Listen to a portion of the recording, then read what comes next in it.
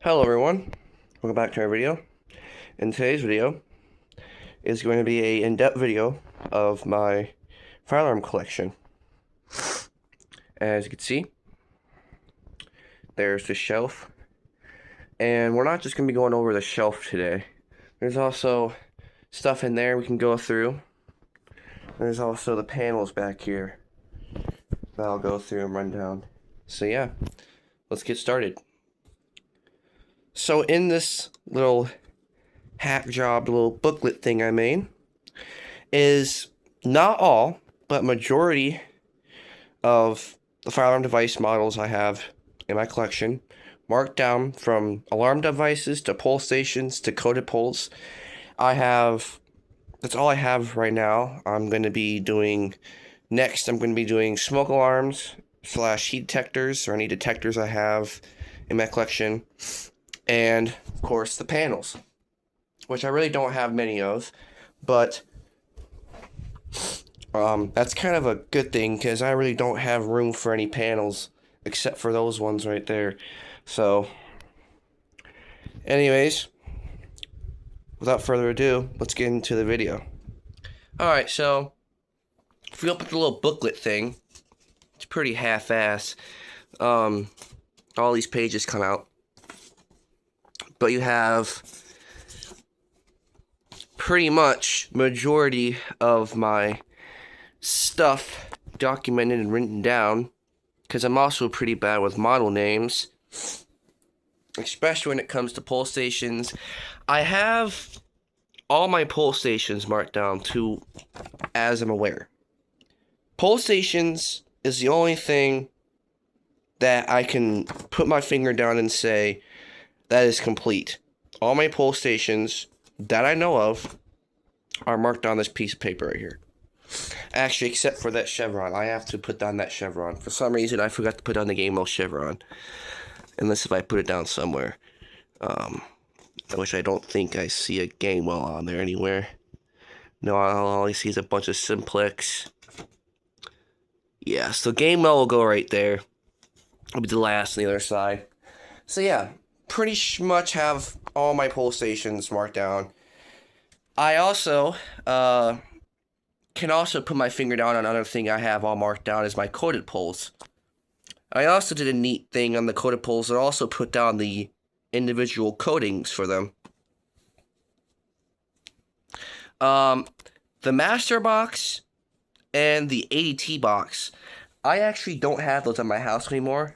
Actually, a small part of my collection was parted out to my girlfriend's house because she also kind of likes alarms too, so she messes with them while I'm gone out of her house. And also just the keeps I'm over there. I mainly took like doubles and triples over there of anything I had. But there's definitely quite a few things that aren't here in this room that is there. That I still have to mark down on the alarm devices. And I have to, I forgot what the coding was on the master box and the ADT box. So that's why those two are unknown. And if anyone's wondering what March time 29 blasts per means on the Simplex Auto Call NYP, which is that pulse, this one right here. So the coding on the actual cold wheel is March time. But if you count each blast, each round, because it goes 4 rounds, each round is 29 blasts per round. So the horns blast 29 times per round, which is 4 rounds. So that's why I put March time / 29 blasts per. So it's 29 blasts total each round. Yeah, and you got the alarm devices here. So, enough of looking at papers. This is also double-sided. So, but yeah, enough looking at papers. We can actually get into the actual stuff on the shelves. So yeah, I don't really know where to start at.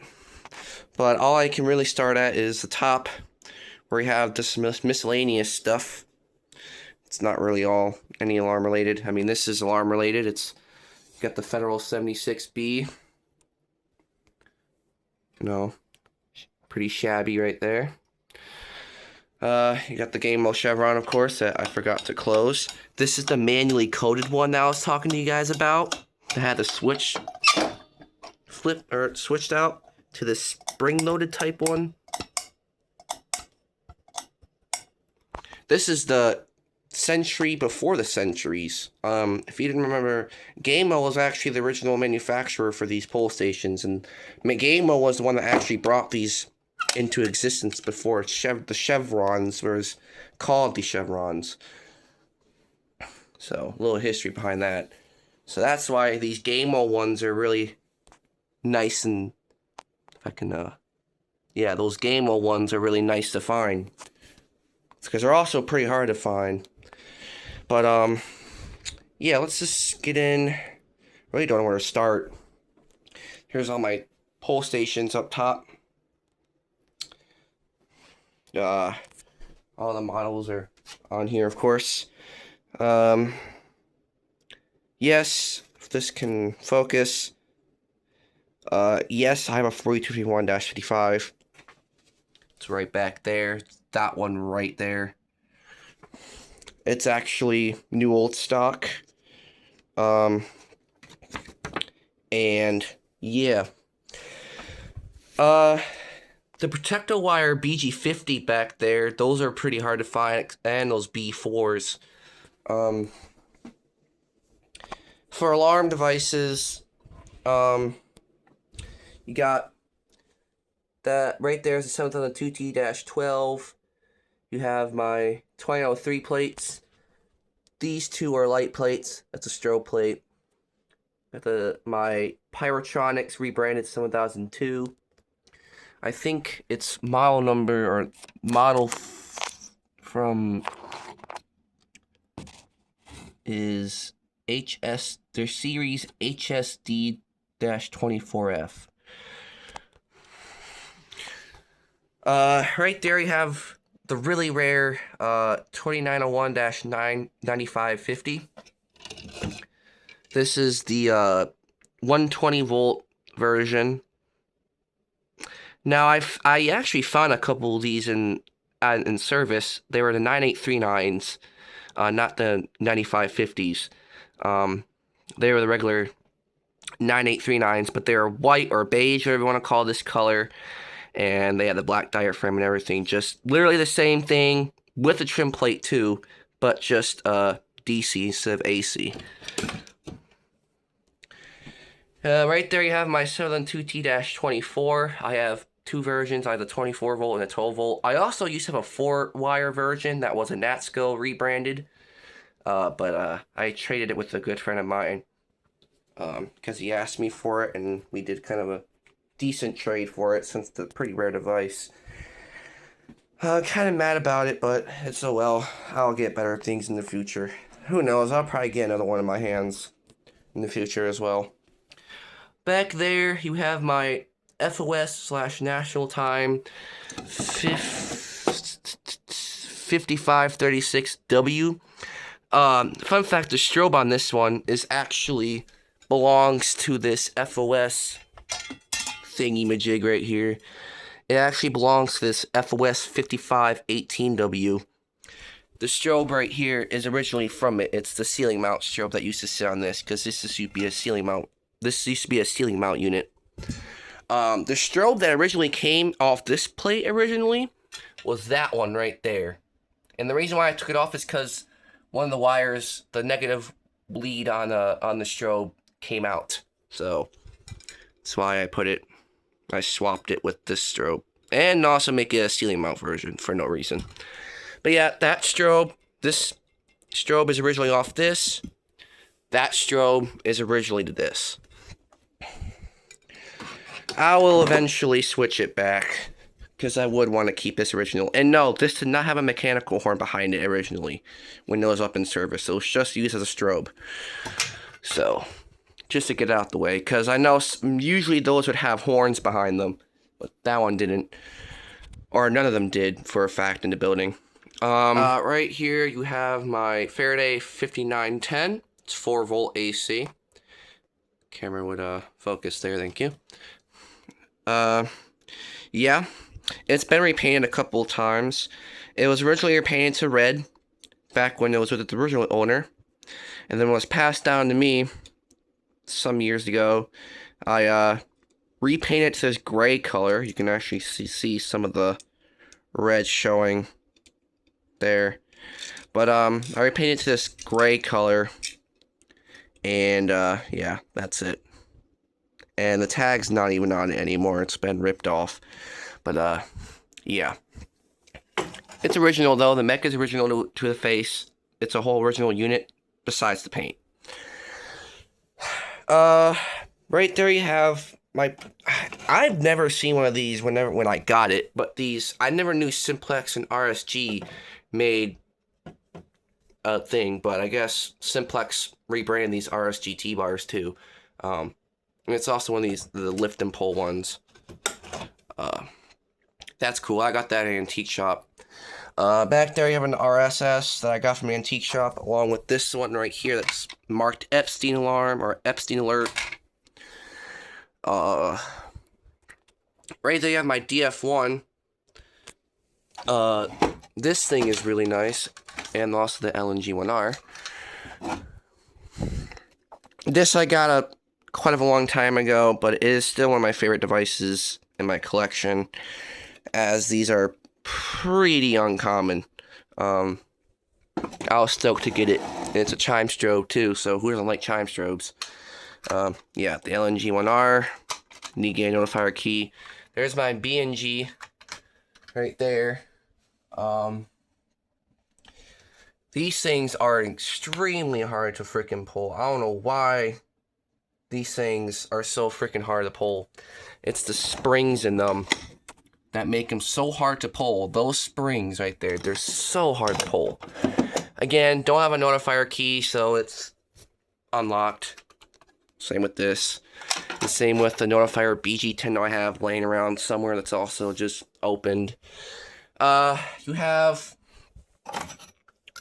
a Chevron part. What happened to it is I have a handle to it. It's just in the parts bin. The spring's broken,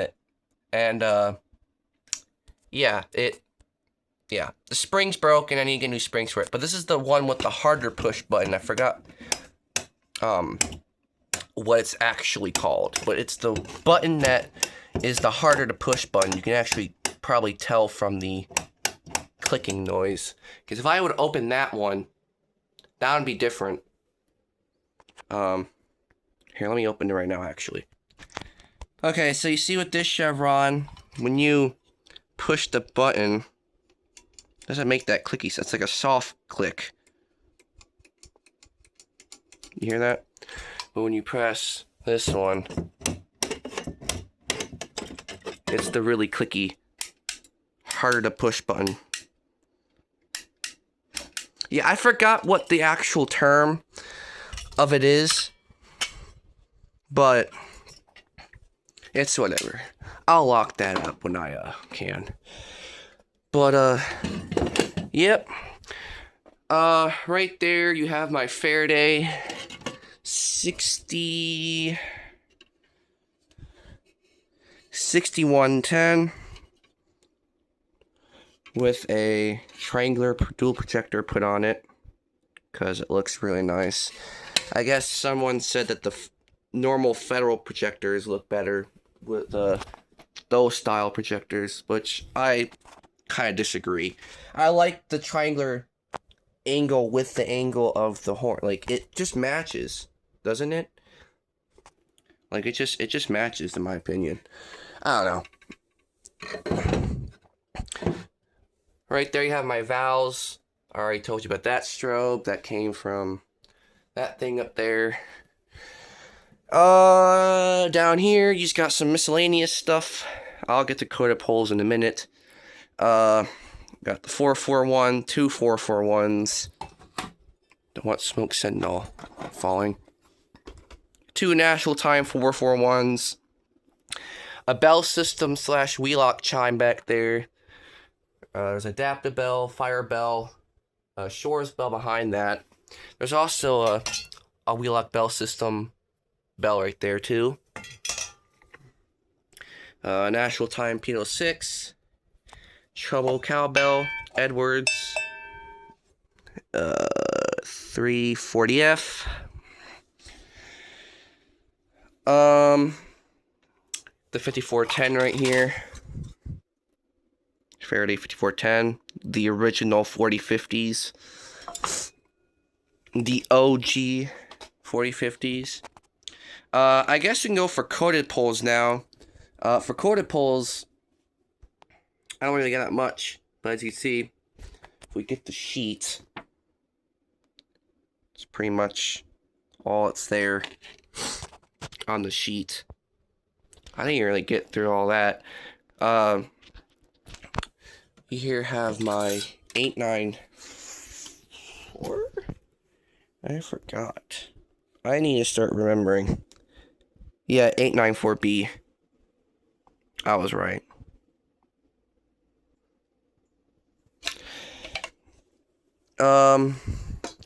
Natscope P804 back there, Trouble Bell, 4032, 411S, National Time Fire Drill Station from Detroit Schools, 411 up there, that's a factory red painted, as you can see.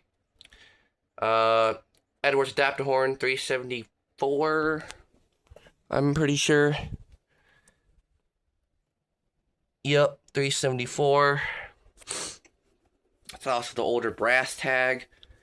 Back there you have a Faraday 812 chime, and behind that there's a National Time chime.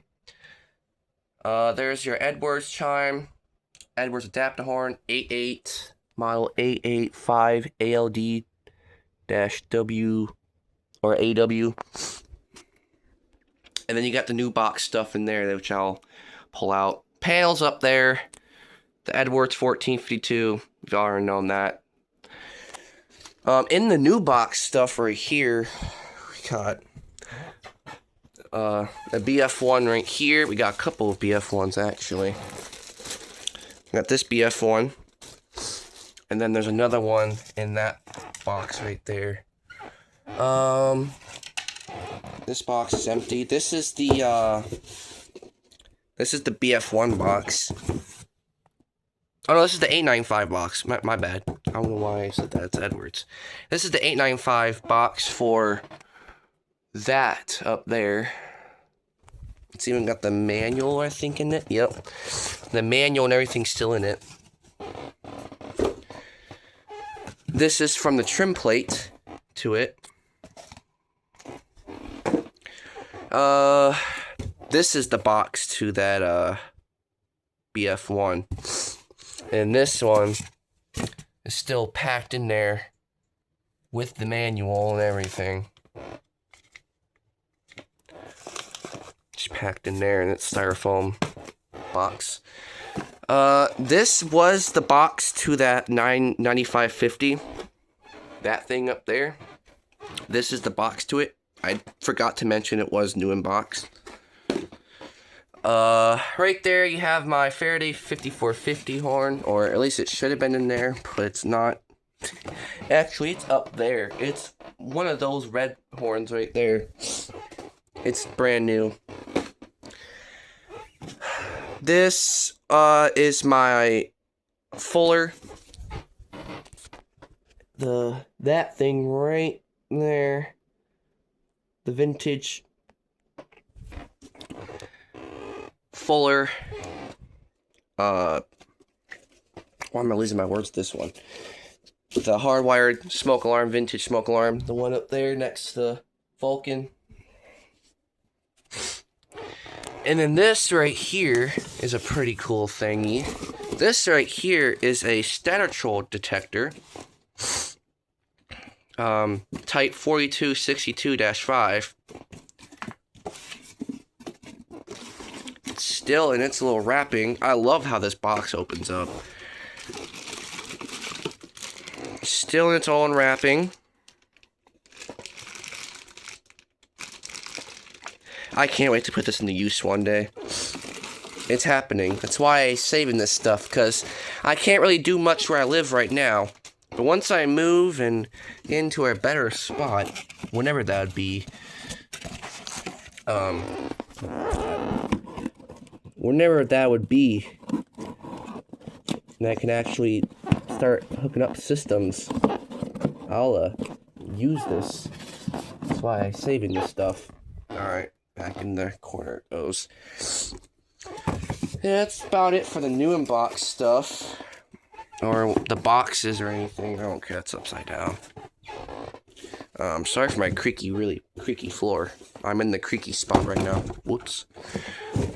I'm in the real creaky spot right now. Okay. All that put back. Panels, yes. So we have my Edwards 1452 right here.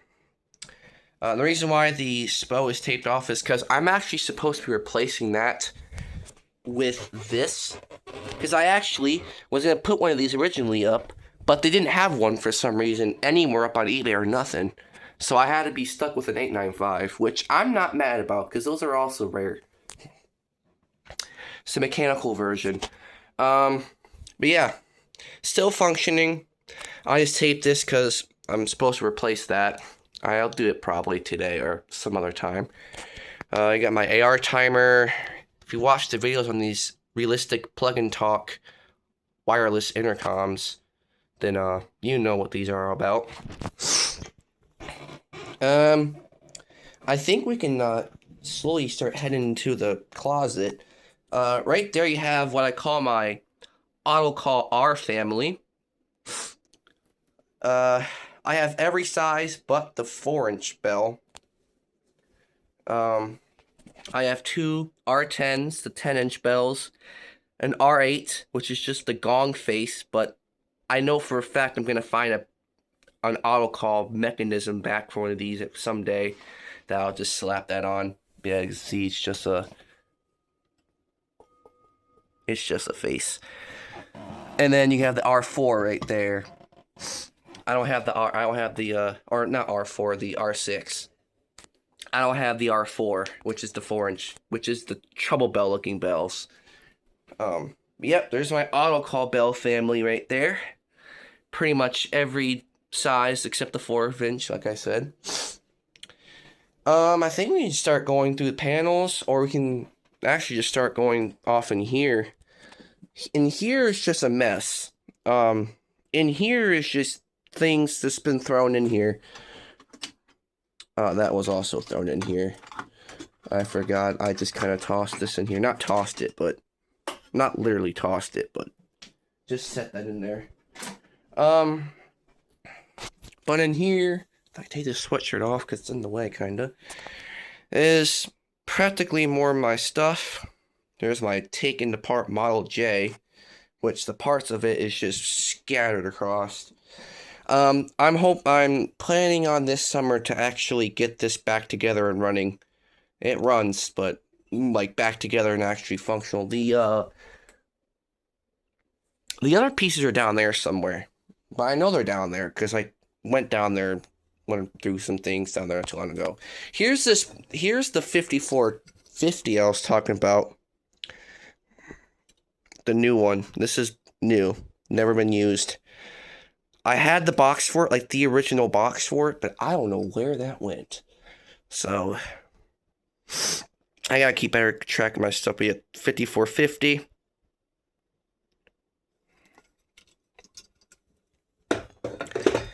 And then, don't want that falling. Then right there you have my 120 volt 4050. Dingy bell. You have a headpiece to a 9716 detector head.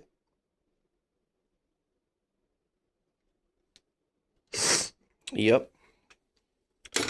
That 4040, another 4040, another 4040, another 4040. I know it's not all the 4040s I have. I have a bunch of 4040s. I have a Standard Electric branded one that's at my girlfriend's house. And then think there's another one laying downstairs somewhere. This is my Faraday. Oh, geez, I forgot what this was called. I'll put it in the video, but it's really bouncy. It's very sensitive.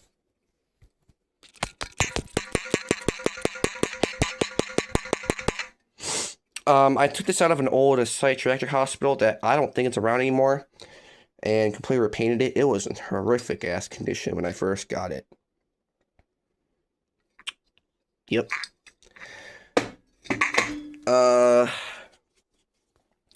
Projector horns back there. It's all my projector horns. Got my 331 Benjamin Electric or Thomas Industries SWP horn. Holter Cabot horn. Right there. The Shores Faraday Type 2 or Unipack horn. Next to it is one of my two Edwards 312s. And then right there is a 372, I think. Right. So what it says right there. Uh-oh. Can't get back there. What does that say? Yep, 372. Then you have my 360s. This is my 360, and then that one right there is a 360A. This is original paint, by the way. This one right here. That one I repainted a couple months back because it was in pretty horrific condition. Simplex 9838. Snazzy. That sticker got kind of destroyed. Yeesh. Ooh. Sticker kind of got destroyed a little bit right there, but oh well. I need to take better care of this stuff. I know. Or I can see in the comments. My new old stock Holter Cabot Faraday. Or I think it's at least Holter Cabot Faraday. Or it's Gamewell and Faraday. Because this has the Gamewell style hook. As you can see. Has the Gamewell style hook. It's also the wind up. I have both keys for it. The gong test and the silent test pin things. It's that wooden pin thing on my keyring. If I can find my keyring. It's somewhere in the bed with Mocha, but oh well. It's that like really long wood pin looking thing. Like a little headset jack. It looks like a headset jack basically. You plug it into something. It looks exactly like that, but you would just stick it into those holes. And I also, of course, have the wine key. This thing that was on my 4246 when I had that little system demo up. Got my smoke alarms, Sears, and whatnot. Got a small collection, not that big. I would hang up smoke sentinel, but the back plate doesn't exist on it, so I can't hang it up. Federal dual projector, 4050-83. Y'all haven't seen that thing in a minute. And the bomb. The literal bomb.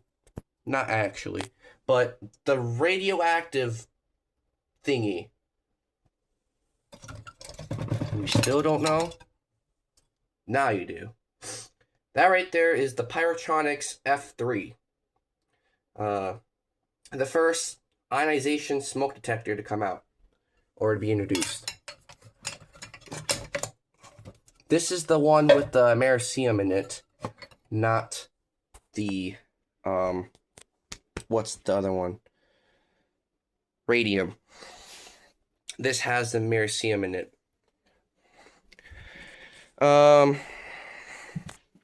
29 thingy up here. It's also got a light.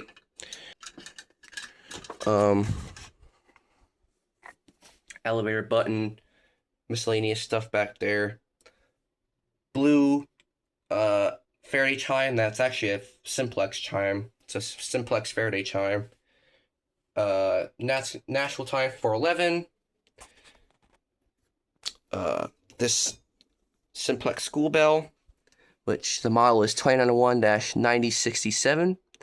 The two numbers is the band number. That number is the band number in 2026. Those two last numbers. And yeah, I think that's it for the shelf, to be honest, or the table in the closet. Panel-wise, not that much. You've obviously seen the 6400. I still yet to figure out how to wire one of these. If anyone, and I mean anyone, if anyone has a way to wire up one of these, please, for the love of God, I would so appreciate that. If someone could help me out, because I've went through the manuals of this thing, and the manual doesn't even make sense how to wire this up. I've even asked a couple of people. They don't even know how to wire these things up. So I'm totally lost on how to wire this up. And I've been needing and wanting to hook this up. And whatnot. So, yeah. I think this was made in... I think this was installed and made in 1996. If I remember right. 96 or 98. I think it was 96. It was definitely the late 90s, the later 90s. I know that for a fact. Right next to that, you have my Simplex 4246-2 with the vintage Daybright exit sign in front of it. This Daybright's actually an AC-only Daybright. It doesn't got battery backup or nothing in it. All the bulbs are completely dead. I checked it. The transformer just hums. All the bulbs are dead, though.